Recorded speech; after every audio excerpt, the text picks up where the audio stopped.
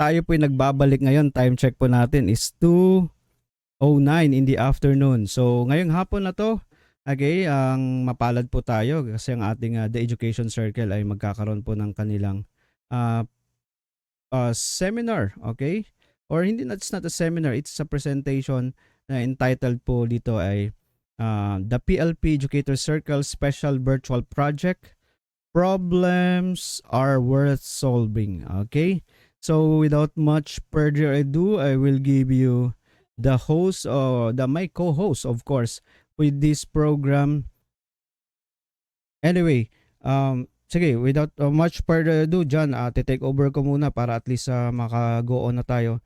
I will give you words of motivation or opening remarks na rin siguro.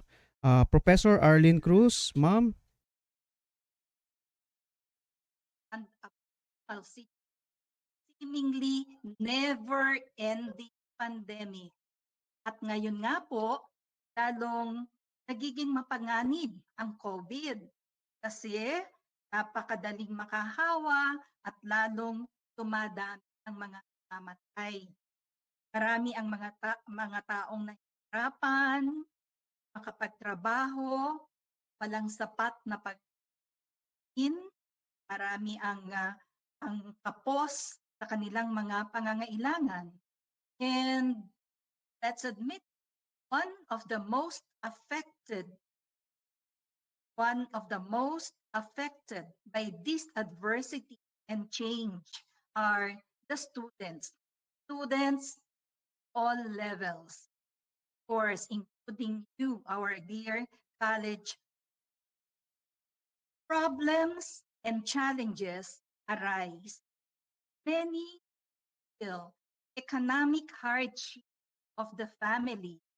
Kaya nga yung iba sa inyo ay working students para makatulong sa magulang.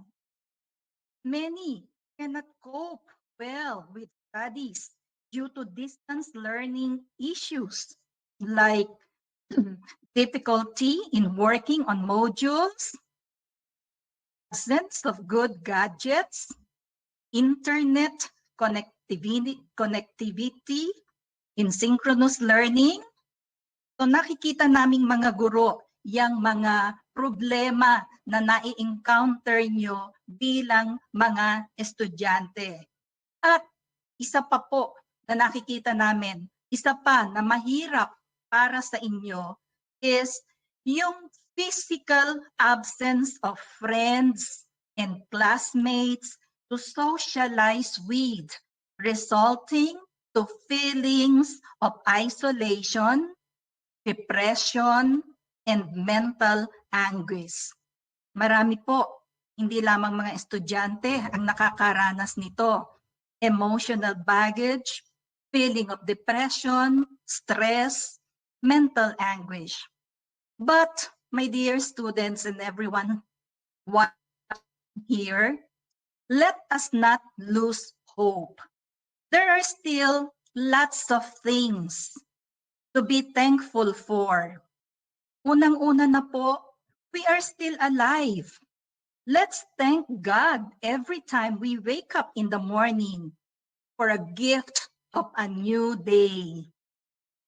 Then, there is still food on our table. Kahit papano, kumakain tayo ng tama sa oras, nakakagawa pa ng paraan, of course, ang inyong mga magulang para ma-provide ang mga kailangan nyo. We are still healthy. We have clothes to wear. We have homes as shelter. And you, our dear students, are able to study. You are still able to study. And most important of all, let us be thankful that we all have our family who give us the needed love and care, who we consider as the source of our happiness, and who support and stand by us in times of need. Yes, we are in these very challenging and difficult times. Our health, and our everyday survival are at risk. We seem to be reaching that point of survival of the fittest. Our dear students, problems do arise, but let us always put in mind the theme of this activity. Problems are worth solving. So thank you very much, everyone. God bless all of us. Thank you very much, Professor Arlene Cruz. So, in behalf of the university president, Dr. Amian April M. Alcazar, who who is in the state right now. So, nakita ko po sa ating GMIT ang ating pong Vice President for Academic Affairs, Professor Federico G. Nueva. Sir, can you have some words or opening remark for this afternoon? Maybe a inspirational message. Thank you, sir. Good afternoon, everyone. The global COVID-19 pandemic, of course, is perhaps the biggest problem the world has solved. Let us be optimistic and recovery. This special virtual project calls it very timely for all of us because with this, on behalf of Dr. Amihan ML Gazar, our university, thank you, LP Educator Circle Project. Really, problems are worth solving. I look forward to hearing your discussion, learning from your input. Again, good afternoon, everyone. There you have it. Our Vice President for Academic Affairs, Professor Federico G. Nueva, at the same time, the University Registrar. So, I think, syempre, pangatlong sasabihin ko na to. Nandyan na si John. John Bernardo. Yes, sir. Okay, go ahead. Good afternoon, my fellow educators. Good afternoon to our distinguished guests in the Google Meet and to our PLP administrators, especially to our guest speaker for this afternoon, Ms. Jade Ann Gaditano. We, the Educator Circle, are proud to present our project entitled Problems Are Worth Solving. In this program, we seek to help our fellow educators in coping with their problems in personal, educational, and in their social problems. Without further ado, let's proceed to our talk proper, led by Ms. Jade Ann Gaditano. Ms. Jade Ann studied MA in Pastoral Counseling at Asian Theological Seminary, graduated in the year 2010 at De La Salle University, Dasmariñas, Cavite, graduated at Protagonist College in the year 2006, and currently the PLP Guidance Counselor. Without further ado, let us give our warm welcome to our speaker for this afternoon, Jade Ann Gaditano. Hello, thank you so much, Johnny, Bernardo, for that introduction. And again, good afternoon to everyone at sa grupo ng College of Education.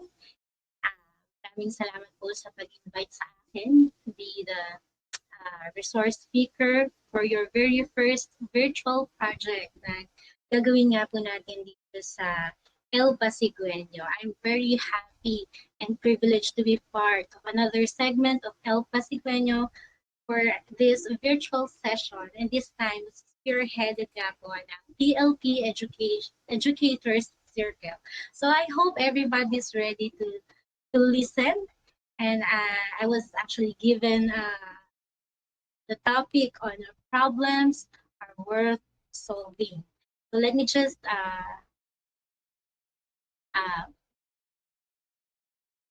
prepare my presentation.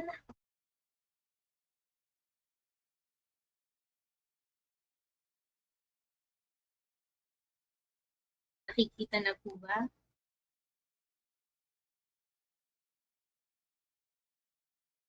Nakikita na po ba ang aking presentation? Someone confirm? Not yet, ma'am. Or kung hindi pa po, I actually gave... Not yet, ma'am. Sige, sige. Let me fix it.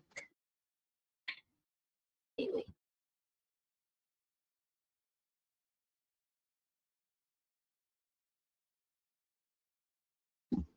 Okay na po ba? Nakikita na po ba? Not yet, ma'am. Not yet. Okay.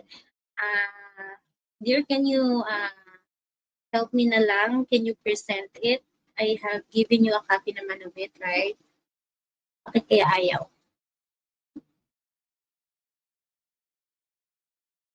Okay. Wait lang. Ayun, I got it na. Okay.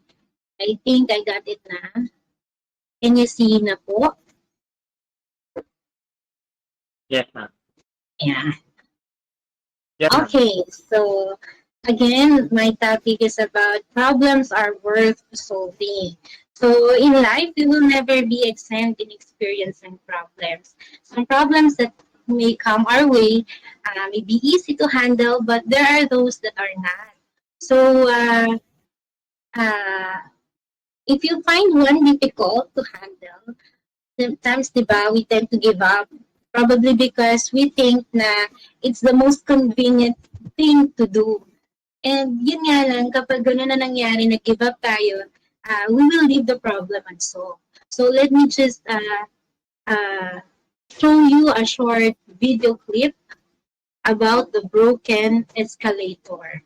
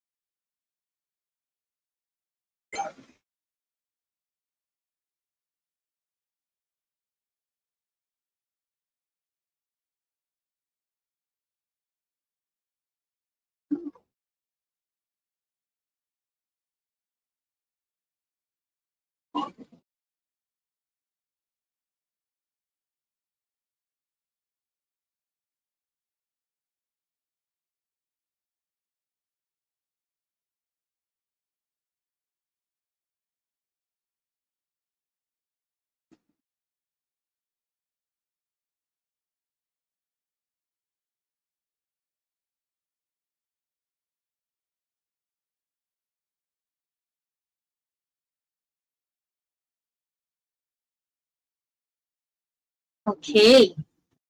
So, what do you think about the video?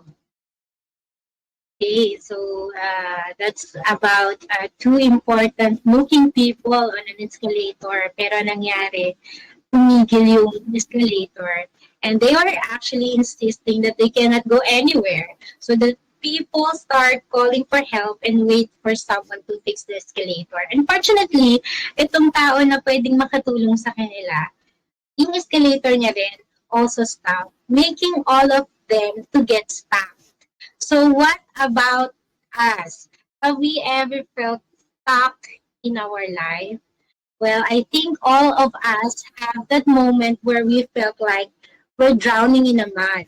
We feel stuck. Kaya naman, sometimes we feel worthless or confused. We want to move, but we can't. So getting stuck is something that we might all experience, but what matters most is that we have this decision to make whenever we are or we feel like being stuck, na talagang mag-learn tayo to unstuck things. And today in this talk, I hope to share with you some strategies on how you can learn how to deal with this kind of situation. So as we've seen in the video clip, these three people got stuck. They saw the problem, but they lacked the skills to solve it. Actually, they tried naman, di ba? Paano? In what way? So, by asking for help, sumigaw sila, and by waiting. Yung dalawang bagay na yon is actually, we can say na ito ay a way of solving a problem. But there's one more thing that they can do, which is obviously the best solution to their problem, which is to simply walk, right? So ano ang naging problema dito sa kanila? Dun sa mga taong na-stuck dito sa escalator. So probably, ang makikita nating concern or issue dito is that they have lack knowledge or creativity at least man lang, or yung sinasabi natin na common sense. Kasi nga, pag sinabi nating escalator, di ba, ang function nito is just is to help us na makapunta doon sa taas o makababa ng without exerting too much effort. So, they were too focused on the function of the escalator na hindi na nga nila naisip na maglakad na lang. And probably, one more problem na nakita natin sa kanila, kaya naging stuck sila, is they got overwhelmed. So, minsan ganito din tayo, no? Kapag maraming mga pinapagawa, lalo na sa students, maraming pinapagawa si professor, sometimes you get stuck, na-overwhelm tayo, dun sa feeling na yun, na nainis tayo, or we lack resources para magawa natin on time sa due date na kailangang ipasa yung And so kapag we felt this overwhelming feeling, naapektuhan din the way we think. And of course, kapag nangyari na apektado na yung pag-iisip natin, lalo na kung in a negative way, naapektuhan din lalo, higit lahat, yung ating behavior, yung action natin, and also yung performance natin. In your case, students, sa performing sa inyong classes. And also, the last na probable problem na nakita natin dito sa incident ng broken escalator is that these three do not have the will to resolve the problem. Siguro meron pero kulang yung motivation for them to go on. So, there you go. I hope naging malinaw naman yung aking explanation about this introduction for illustration para sa inyo. And so now, I would like you to take into the definition of terms. Tingnan naman natin, ano ba tong problem? Sabi sa Concise Oxford Dictionary, it means daw a doubtful or difficult matter requiring a solution. Or this is something hard to understand or accomplish or deal with. So ito pong problems, it has actually features. So ano-ano ba tong features na to? So lahat daw ng problems have two features in common. Those are the goals and who is the barrier. So problems involve setting out to achieve some objective or desired state of affairs and can include avoiding a situation or event. So goals can be anything that you wish to achieve or where you want to be. So lahat naman tayo, di ba, merong siniset na goal para sa buhay natin. So a simple example of this is that if you are hungry, then your goal is to eat something. Right? So, yun yung sinasabi dito na goal. And another feature of one problem is yung barriers. So, if there's no barriers in the way of achieving a goal, then there would be no problem. And problem solving involves overcoming the barriers or obstacles that prevent the immediate achievement of goals. So following our example kanina, so if you feel hungry, then your goal is to eat.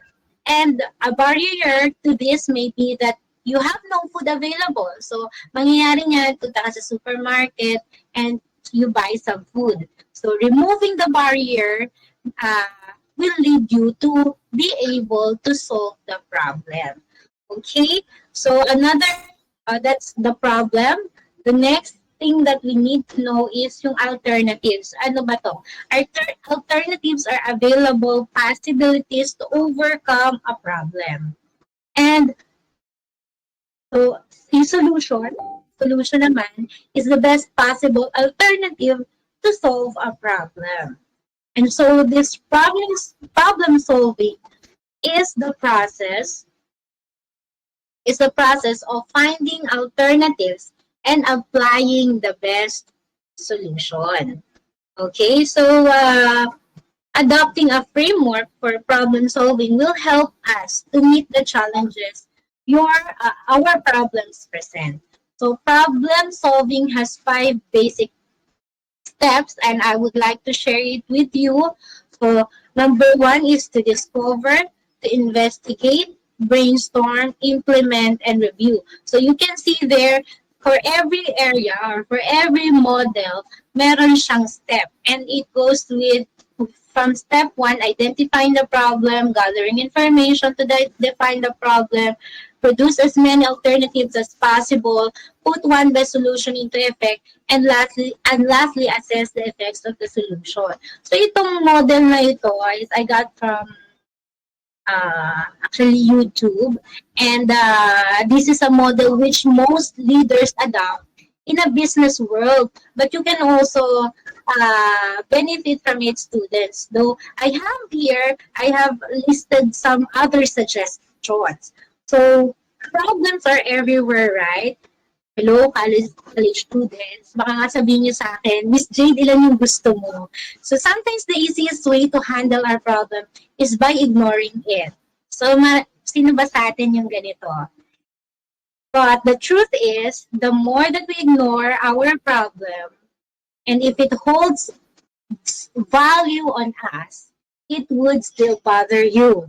It will still bother us, right? So rather than avoiding it, rather than ignoring it, might as well face it and overcome it. So paano? So I have here nga 6 specific suggestions sa inyo students to solve a problem. So number one is identify your problem. So how do you do that? First, by asking yourself this, is there really a problem here?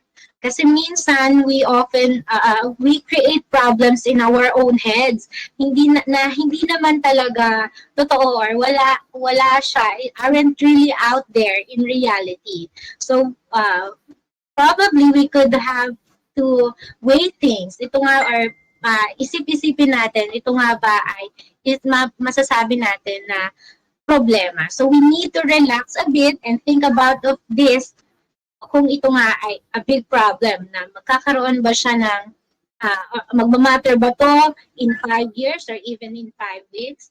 So life becomes so less stressful when you stop making mountain out of or just out of thin air.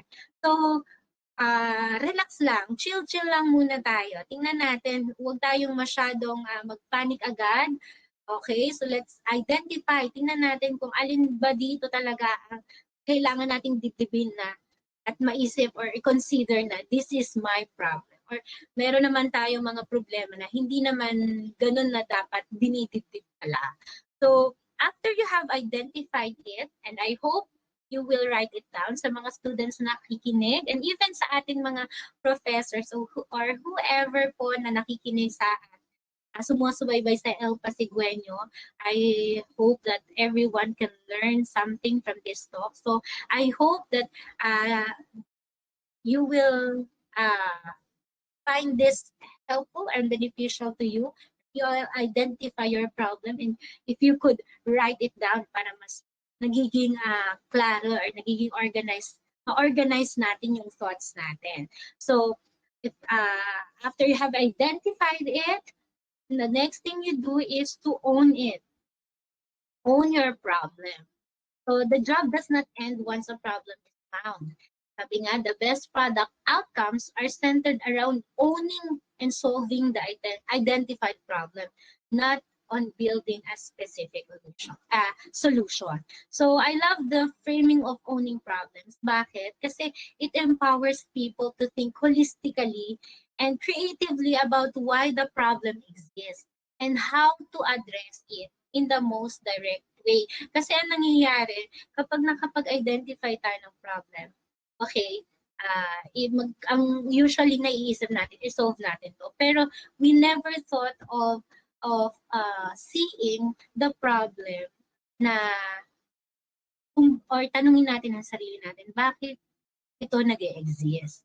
So when you accept and own that the problem already exists, we can now stop resisting. Then you also stop putting more energy into the problem and feeding it. So now it just exists. Well, more or less, you might still feel a bit down about it, but you can always use the energy na ginamit mo to feed the problem with the energy to find creative solutions to the challenge.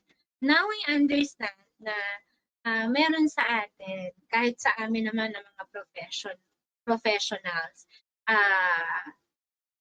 dumadating pa rin yung time na mahirap para sa atin na i-own yung problems na to. So bakit kaya? Gusto ko sana magkaroon tayo ng survey or a little bit of participation from our audience na, and I would just like to ask, why do I find it hard to own my problems? So meron kayong pwedeng sumagot? Common na lang siguro, student, kung pwede, na nandito sa Google Meet.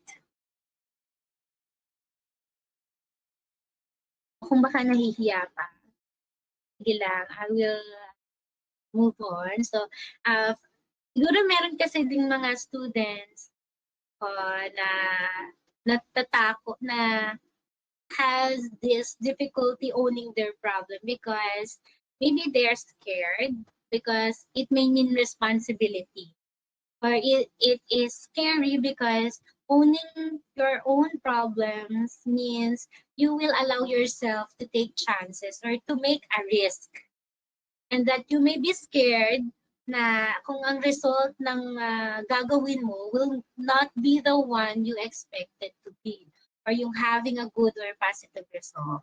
Well, I have a suggestion for you kung ikaw ito. You can view the problem as something positive rather than negative.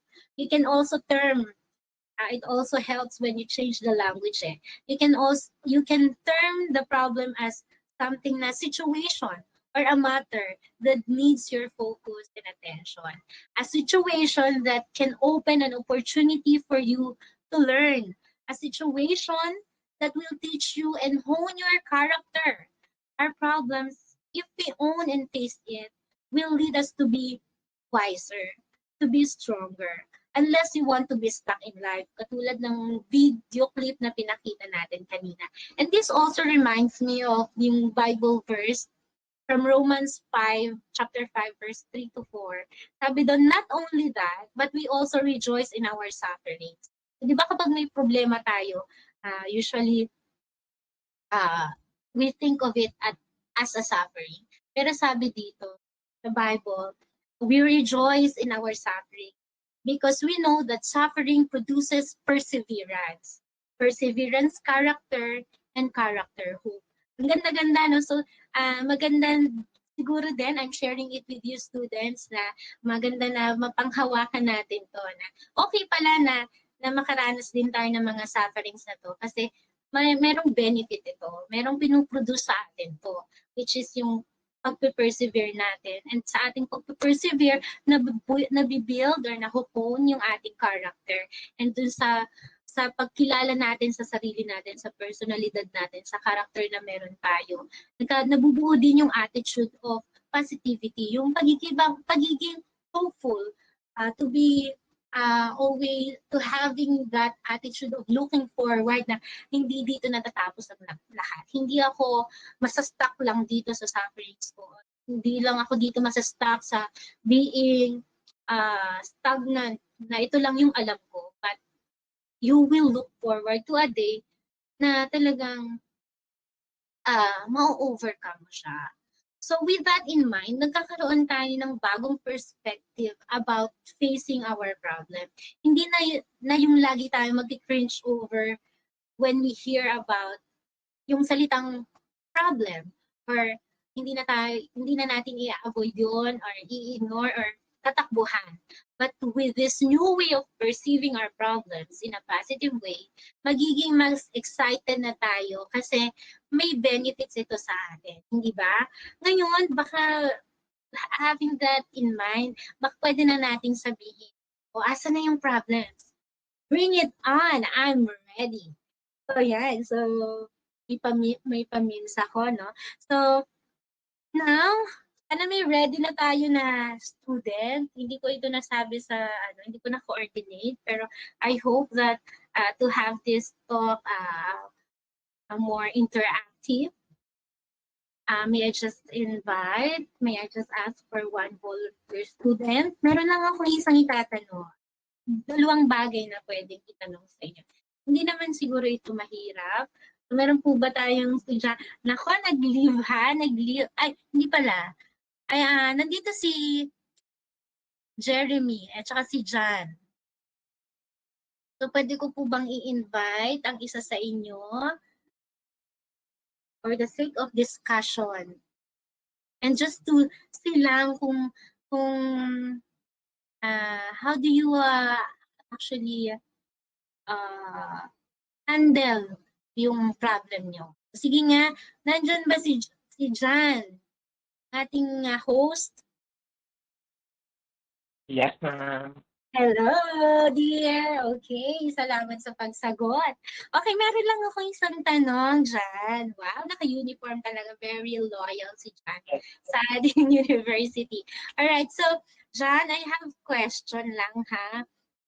So, pwede ko bang maitanong, and if you could Yes, share, ma'am. pwede ka bang makaisip, think about one problem na kino-consider mo ngayon?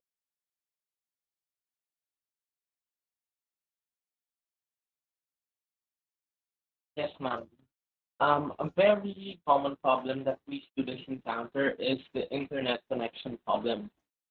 Because of the internet connection problem, based on my personal experience, sometimes I am unable to pass my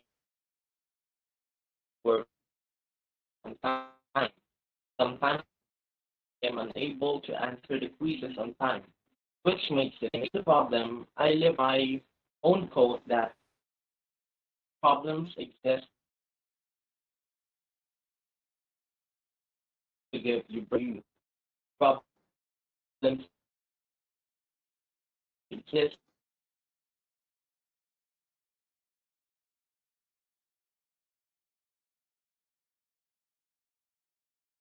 Medyo nawawala nga. Talagang napapatunayan nito yung yung problem na talagang there's this internet connection problem.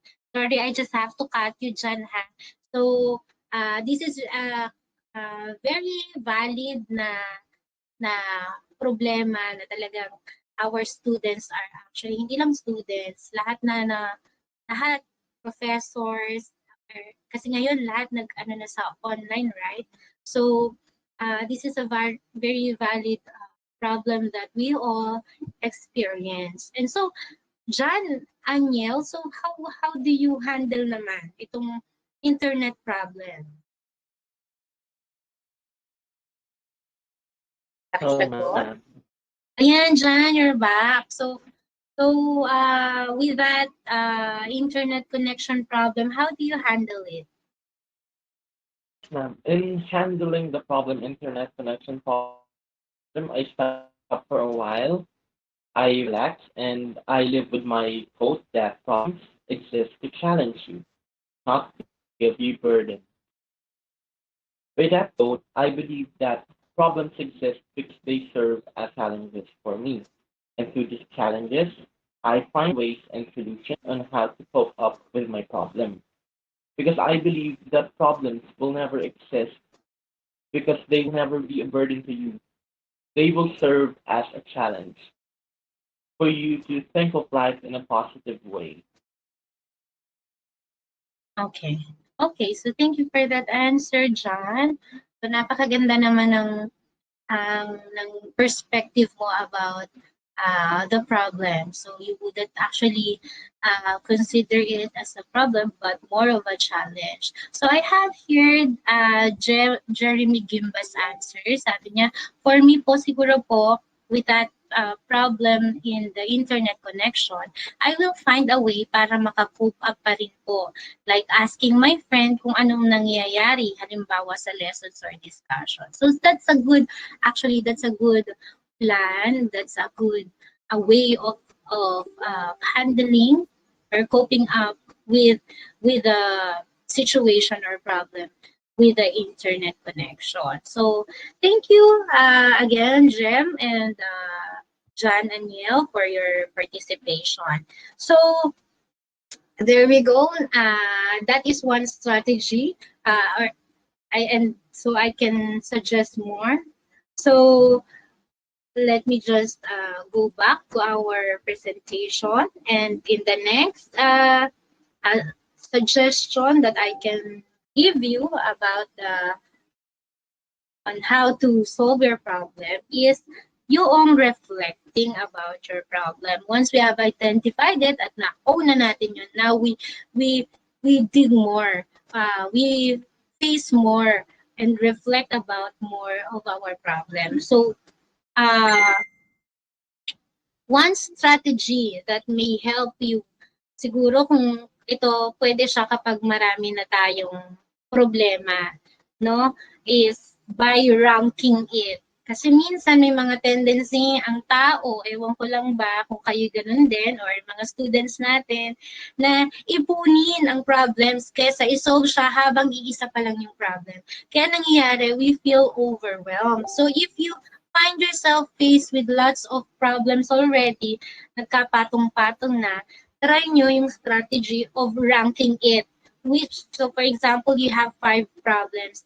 Which among these 5 problems yung pinaka major problem for you? So maaaring ang number 1 mo, example is yung sa ACADS. Number 2 is yung sa family mo, yung relationship mo with your mom. Or number 3, gawin mo, siguro yung finances, because alam natin naman that this pandemic has brought a lot of crisis and job losses within the family. Kaya yun, yung mga something like that, number 4 and number 5. This, I am suggesting to everyone itong approach na to, kasi itong strategy na to will also help you see kung yung frequency ng particular problem. If you are the type of person who would choose to solve something that is recurring, yung palagi na lang ito yung nagiging problema paulit-ulit. And also, this strategy will help you see the intensity or yung impact ng particular problem na to sa iyong sarili. So dito, yun yung isang approach, yung ranking, and kung madami na ang problems mo, and also reflecting. So nandyan na yung asking the questions what, how, and why. Take time to reflect. Saan? What? Saan nagsimula? Paano how? Paano nabuo itong problema na to? And most especially, the why. The why question. Why do I consider it as a problem? So in this way, nagkakaroon tayo ng good grasp of what our problem is. At mas naiintindihan natin ngayon yung problema na to. Kaya mas magkakaroon din tayo ng idea on how to solve it. So there. So ang next natin is find resources now to solve your problem. So what are my resources in order to solve my problem. So, ang daming actually resources na pwede nyo tingnan. Pwedeng hindi na kayo lumayo sa iba, tingnan nyo na lang yung sarili nyo.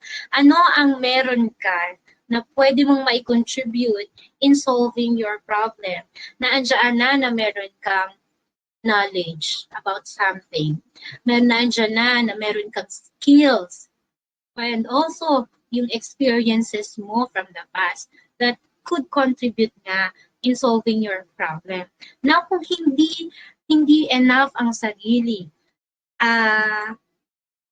kasi alam naman din natin na hindi tayo perfect at may mga limitations tayo. It's humbling enough to ask help naman from others. So, as finding resources, aside from yourself, is asking help from others. So, here, you can ask people for advice on what to do and what they did in similar situation. But you can also ask for more practical help. You don't have to solve every problem on your own, and sometimes it feels better to have someone by your side, even if it is just for emotional support. So if you just ask, you may find that people will often be willing to help you out. So, wag tayong mahiya. We can go to somebody and ask for their advice. So there. So from yourself, from others, and you can also find resources if you are that uh, kind of person who is into religious thing or spiritual thing.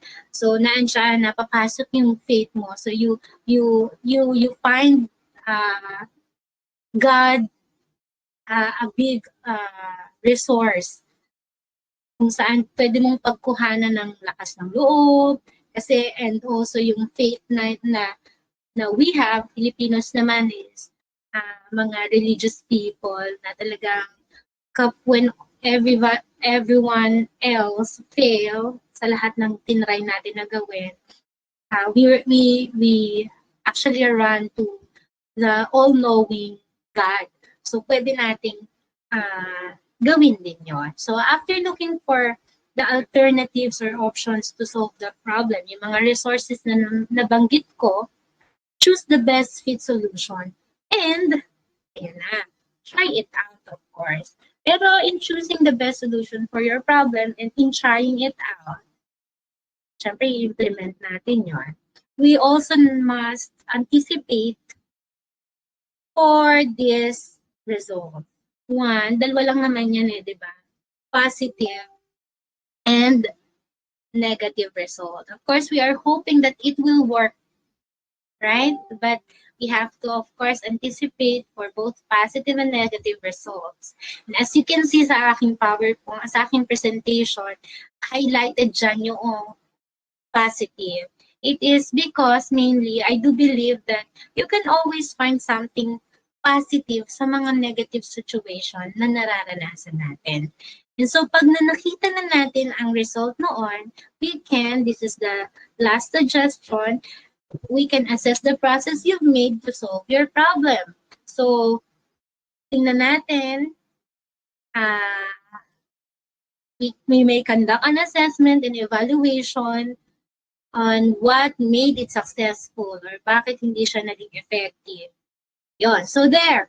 So itong mga ito ay I have shared with you 6 suggestions in solving your problems. And ito yon actually. So sinamarize ko, pwede nyong i-screenshot. And I hope that whenever you are faced with problem, mahirap man o madali, you can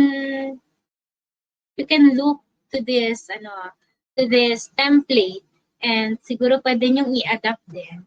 And tingnan natin kung will it be effective for you. So I hope na maging effective naman. So there, future educators, and students, it is very important that you will learn as much strategies and skills as you can in solving your problem. But it would be better to find the problem-solving skills that would best fit your personality and your values, of course. Dahil yan yung mga madadala nyo wherever you go. Sa bahay, sa pag-aaral. Pag naging professionals na kayo bilang educators, students will view you as someone na pwedeng maging modelo. Ngayon, as a student, you will feel empowered and feeling fulfilled dahil you have the ability to solve your own problems, which will make you successful in life. And in the future, kapag kayo na yung nagtuturo, you can model it to your own students para sila din ay maging successful in their own lives. So, speaking of life, I have a question to all of you, and this is where I will end my talk. How much do you value your life? Sige nga, konting reflection lang tayo. Is your life valuable enough to take every problems that come your way seriously? And if you feel like you do not have the courage to face it, now is the time to decide. Choose to solve your problems kahit pa mahirap. Alam nyo, we humans are so blessed to have the ability to solve problems. It is in our nature, and our brain has great capacity to reason out complex issues, and we have this ability to make calculations, diba? And solve problems even in situations we have never experienced before. This is one of the capabilities according to many researchers that separates humans from animals. So wag natin sayangin yung capabilities na binigay sa atin. Use it not just to find success that is empty. Yung bang masabi lang na successful ka dahil para lang i-please yung ibang tao or yung society. Pero I hope that our future educators, our PLP students would make sure that in the process of finding your success, you also find happiness and a sense of fulfillment in that success.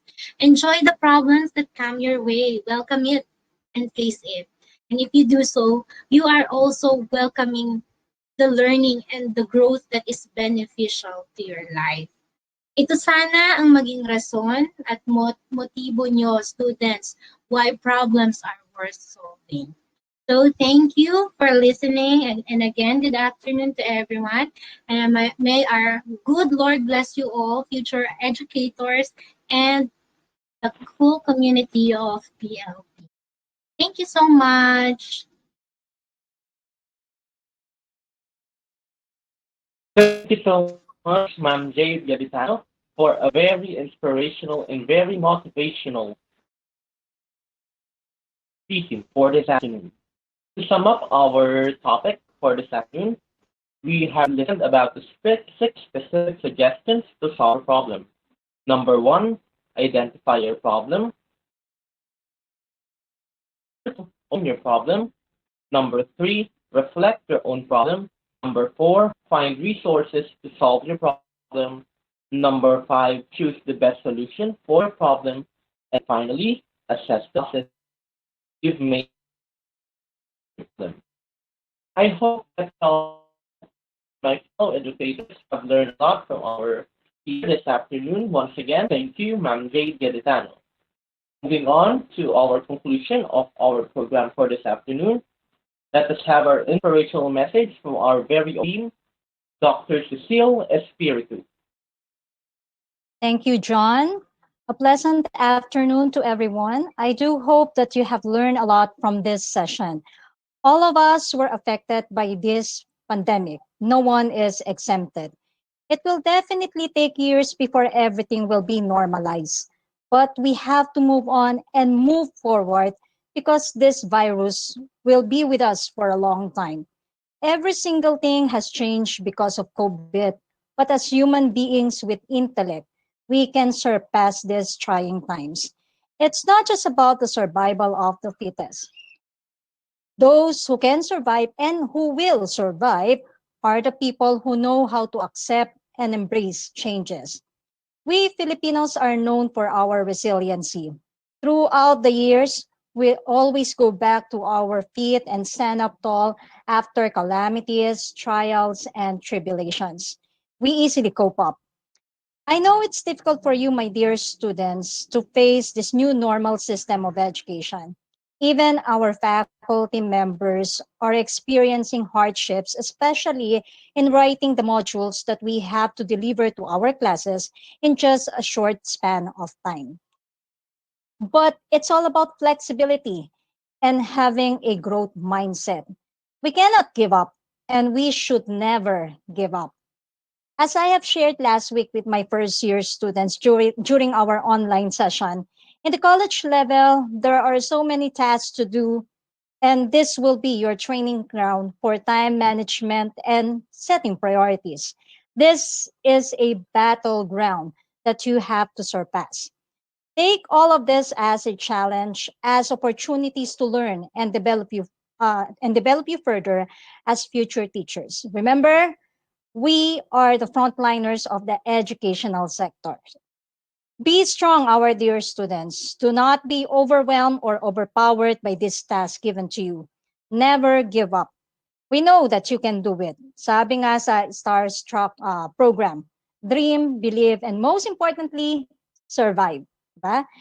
So we, your professors, are here for you. Our communication lines will be open for you. We are always ready to listen with virtual shoulders you can cry on to. Problems are there to strengthen us. Just have faith because God is with us. Keep safe, everyone. Thank you so much, Dean Spiritu, for a very inspirational message. I hope that my fellow educators, as well with the viewers on our FB Live in the El Pasigueño page, have learned a lot from our session this afternoon. Before I give back the floor to Professor Marta Tasa, I would like to thank you our professors who have attended our Google Meet session and our episode this afternoon. Lito Sanapa, Veneciano, of my Professor Benny, and the rest of us, and Professor Anna Baguio, Professor Arlinus, Professor Eva Umpo, Professor Federico Ma, and Kuya Jeremy Gimba from my PLP Educator Circle organization. I hope that this session has learned a lot and this inspirational messages and our talk will serve as our guide towards our journey through our educational life. Before I give the floor, let me end by saying giving up is never an option in problems that you cannot solve. But through reflecting, it is the best way to give solutions to your problems. Again, thank you and good afternoon. Back to you, Sir Mark Lataza. Thank you very much, um, John. So, that's it for the education circle. Ang topic po nila is problem or word solving. So, congratulations at sa inyong seminar or mini seminar or mini webinar this afternoon live in our El Pasigueño, the PLP Virtual Campus, where we synergize life and education. So, ang ating Dean, Dr. Cecil Espiritu. Thank you very much, Dean. Professor Arlene Cruz, thank you very much po. And kay sino pa to? Yun. Professor Federico G. Nueva, our Vice President for Academic Affairs and University Registrar. Thank you very much din po. Kay Professor Myla Unsay, ang atin pong department head. Okay? And the Dr. Reggie Maningas, thank you rin po. Kay Professor Annalie G. Baguio, thank you rin po. Kay Professor Eva Ompok, thank you ma'am. Thank you po. Kay Professor Lunisa Napay, thank you po. Kay Professor Magdalena Soriliano, thank you po for being here this afternoon. And of course, thank you for John Eniel Bernardo sa kanya pong pag-organize ng ating programa ngayong hapon na to sa student organization na kung saan the Education Circle. And of course, ang ating naging speaker, okay, of the house na kung saan si Miss, okay? Miss Ann Piher Gaditano. So hanggang sa muli, maraming salamat. Thank you very much. Maayong hapon, dagang salamat. Good afternoon.